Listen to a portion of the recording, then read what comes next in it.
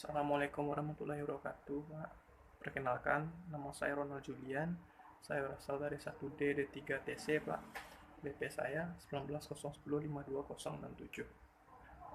Sebelumnya, perkenalkan saya untuk menjawab soal-soal UTS yang telah Bapak berikan, Pak.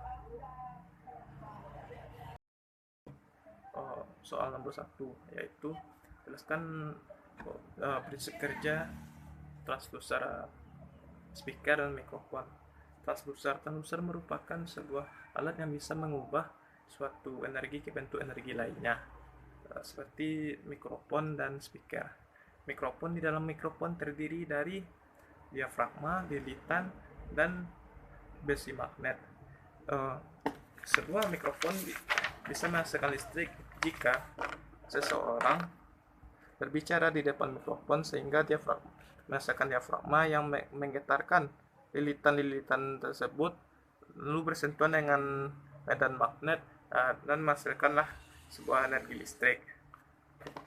Dan sedangkan speaker terdiri dari medan magnet, lilitan, dan diafragma.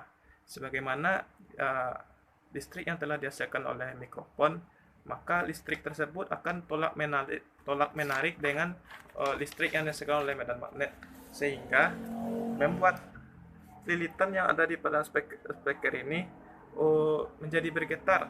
Lalu getaran tersebut berlanjut ke sebuah membran berbentuk kerucut yang ada di speaker, yang ada di depan speaker, sehingga lalu membran kerucut tersebut menghasilkan udara tersebut, maka keluarlah dari speaker sebagaimana yang kita ucapkan, sebagaimana yang tadi kita ucapkan. Ini adalah untuk soal nomor 2. Soal nomor 2 adalah karakteristik sinyal terhadap domain waktu dan domain frekuensi. Yang pertama, karakteristik sinyal terhadap domain waktu. Ampermeter sumbu yang digunakan untuk karakteristik domain waktu ini adalah amplitudo dan waktu. Alat yang digunakan untuk untuk menampilkan sinyalnya adalah osiloskop. Ketiga, gelombangnya adalah berupa gelombang sinus. Yang kedua adalah sinyal suara terhadap domain frekuensi. Ampermeter sumbu yang digunakan adalah amplitudo dan frekuensi. Alat yang digunakan untuk menampilkan sinyalnya adalah spektrum analyzer. Lalu gelombang sinyalnya berbentuk rupa garis konstan yang sesuai dengan amplitudo, ya, Pak. Untuk soal nomor 3, yaitu mengapa dalam mengirimkan informasi wireless kita memerlukan modulasi. Wireless merupakan teknik yang memerlukan sinyal informasi yang akan diubah menjadi sinyal elektromagnetik dan yang melalui media udara. Di sini kita memerlukan antena yang bisa mengubah sinyal listrik menjadi sinyal elektromagnetik maupun sebaliknya.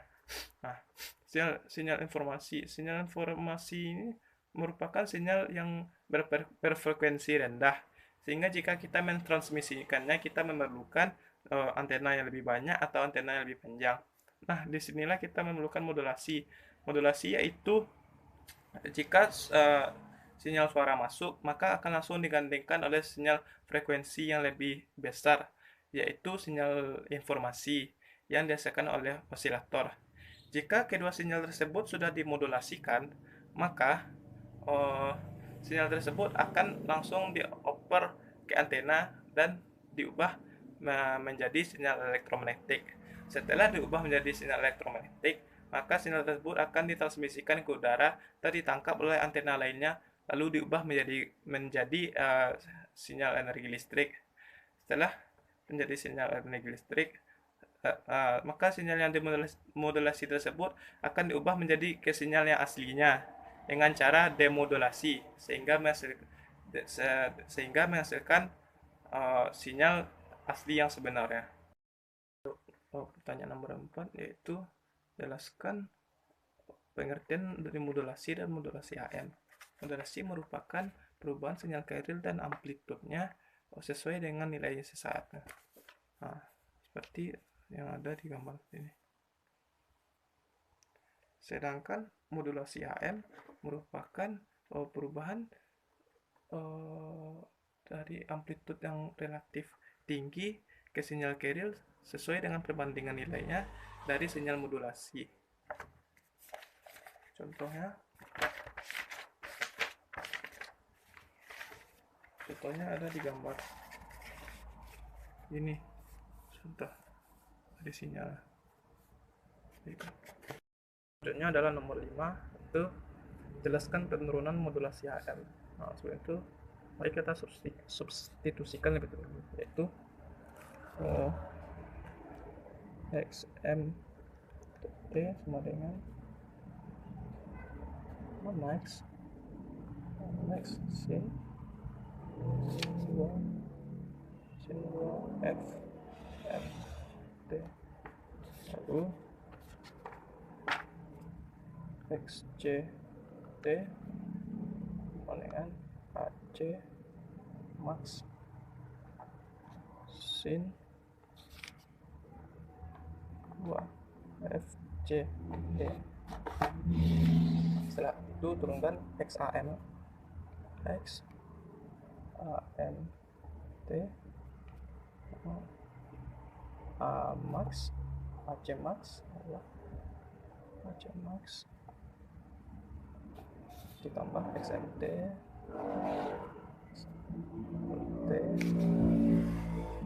kurung C2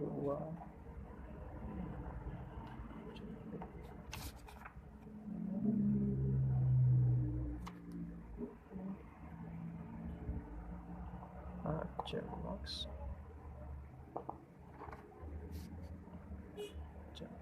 max ditambah max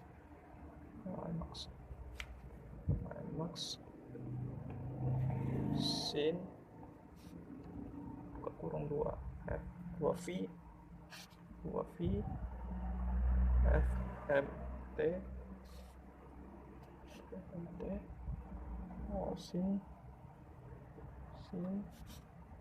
sin 2V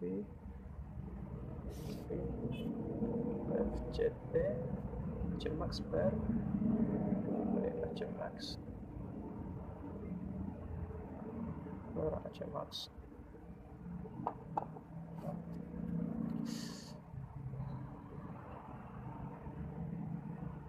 lalu Cmax sekali Cmax tambah Cmax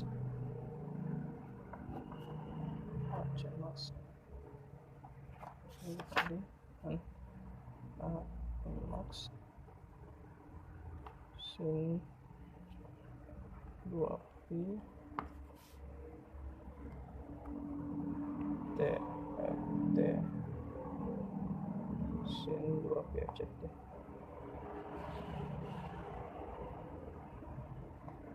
Kemudian tulis indeks modulasinya.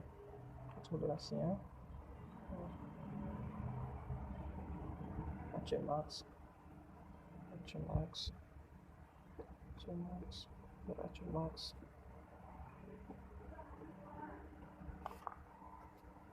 lagi AC max ditambah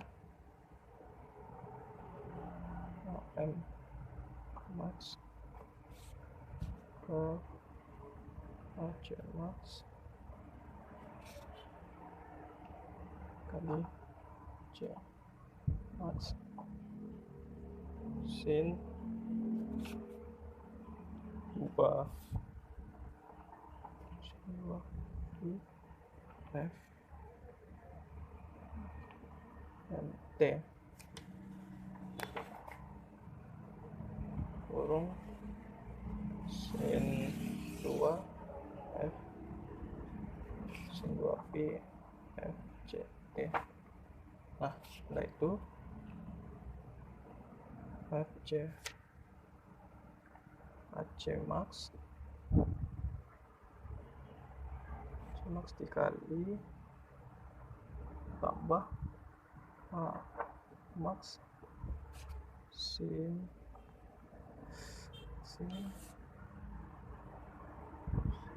2V FMT sin 2V FCT.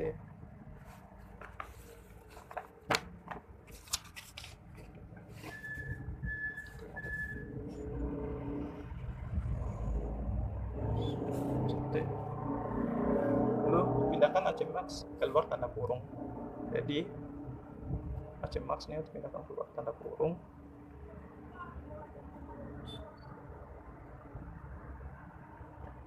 AC max tanda kurung.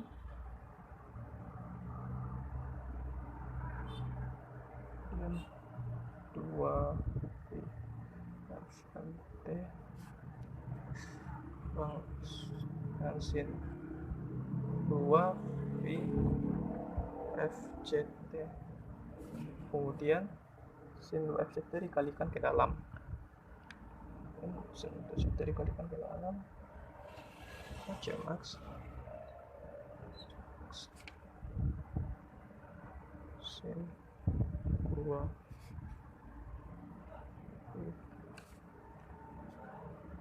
FCT tambah sin 2 FMT sin 2 FCT.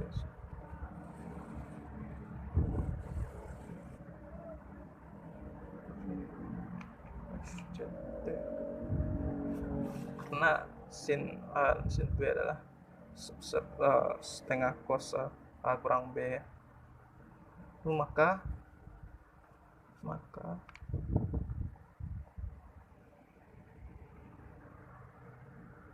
AC max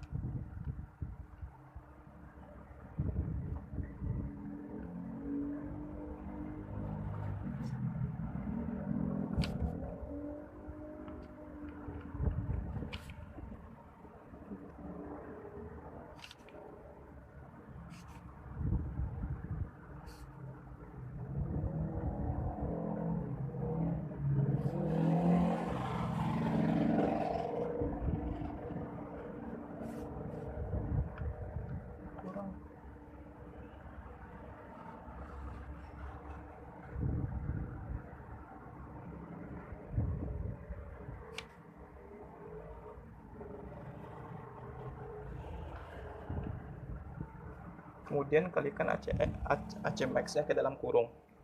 AC max tadi dikalikan ke dalam kurung, jadi menjadi AC max sin 2 V FCT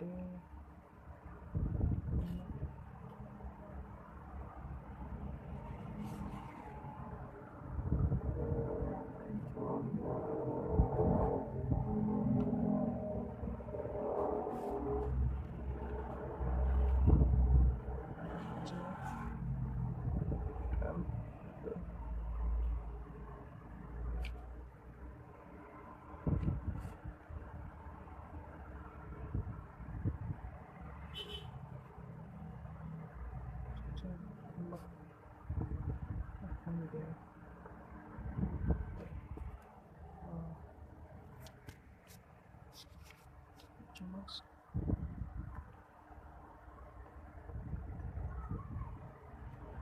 cos 2V ditambah C ditambah FM.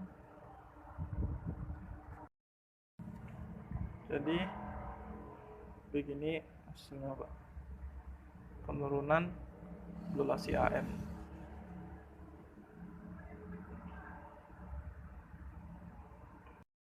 Saya akan menjawab pertanyaan nomor 6.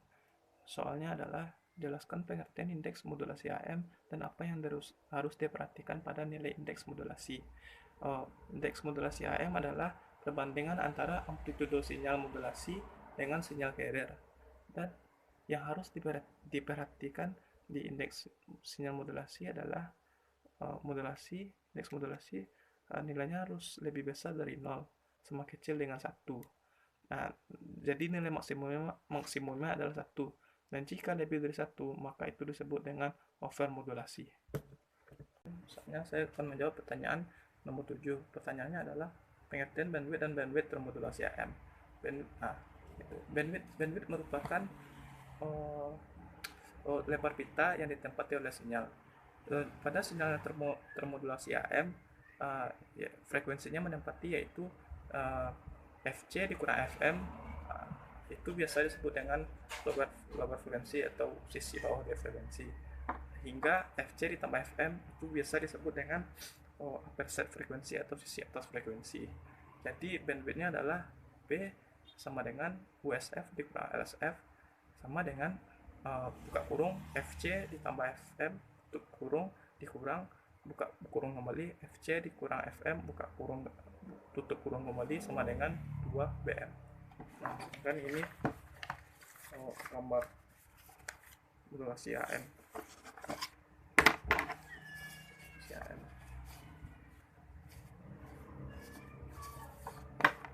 Sekian, terima kasih. Dan saya menjawab pertanyaan nomor 8. Soalnya adalah gambarkan dan jelaskan cara kerja modulator dan demodulator AM. Modulasi AM adalah cara mengubah sinyal carrier dengan menggunakan amplitudo sesaat dari sinyal informasi. Nah, cara kerjanya adalah dari modulator AM, amplitudo yang kecil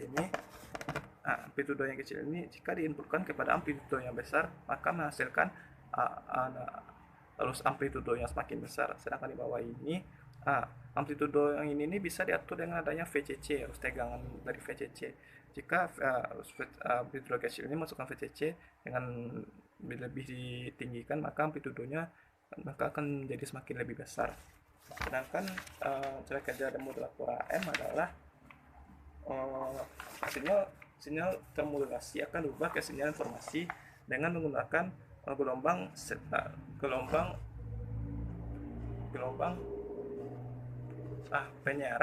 penyerah setengah gelombang. Nah, dengan di rangkaian ini ada dioda dan resistor. Nah, dioda dan resistor di sini fungsinya untuk menyimpan arus tegangan. Sekian. Bismillahirrahmanirrahim. Soalnya saya akan menjawab pertanyaan nomor 9, yaitu soalnya jelaskan modulasi AMDS-BFC dan AMDS-BSC dan AM-SSB. Yang pertama adalah AMDS-BSC yang merupakan double sideband full carrier. Itu merupakan jenis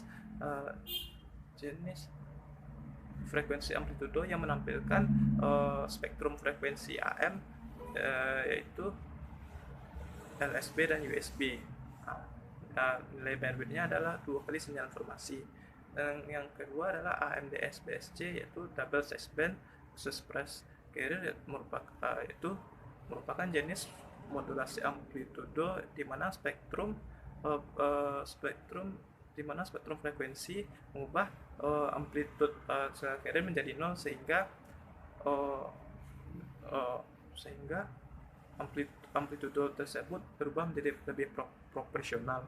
Yang kedua adalah AM-SSB atau single sideband, merupakan jenis modulasi amplitudo yang hanya memancarkan salah satu spektrum frekuensi AM, yaitu antara LSB dan USB. Nilai bandwidthnya adalah setengah dari AM. Sekian. Saya akan menjawab pertanyaan nomor 10. Itu soalnya jelaskan multiplex dan multiplex FBM dengan modulasi SSB. Multiplex adalah proses penggabungan beberapa sinyal informasi yang akan disalurkan melalui satu kanal saja.